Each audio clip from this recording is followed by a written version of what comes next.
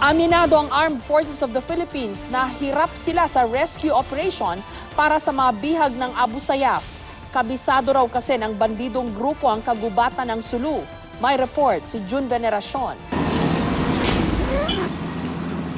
Lumabas ng kampo at nireposisyon ang mga tangke ng militar ilang oras bago sumapit ang alas 3 ng hapon na deadline ng Abu Sayyaf para patayin ang isa sa kanilang banyagang bihag na dinukot sa Samal Island noong September 2015. Bahagi daw ng operasyon para sagipin ang mga hostage ng Abu Sayyaf. Sumulat si Sulu Governor Toto Tan para umapila sa Abu Sayyaf na pakawalan ang mga bihag. Ito ay alang-alang na rin daw sa Ramadan.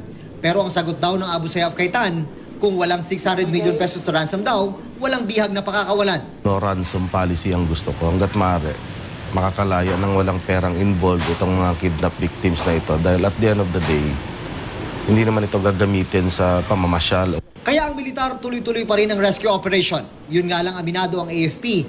Nahirap sila dahil kabisado ng Abu Sayyaf ang kagubatan ng Sulu at marami silang napagtatago ang kamag-anak. There are already indications on the ground that our operating troops are not far from the groups that we are pursuing. Ayon sa militar, walang impormasyon kung may ransom na ibinayad. Wala ding kumpirmadong impormasyon kung ano na ang nangyari sa mga bihag. Marami naman kasing information, so it will really matter that we validate this first before we make this official. Noong Abril lang, pinugutan ang Canadian hostage na si John Ridsdale.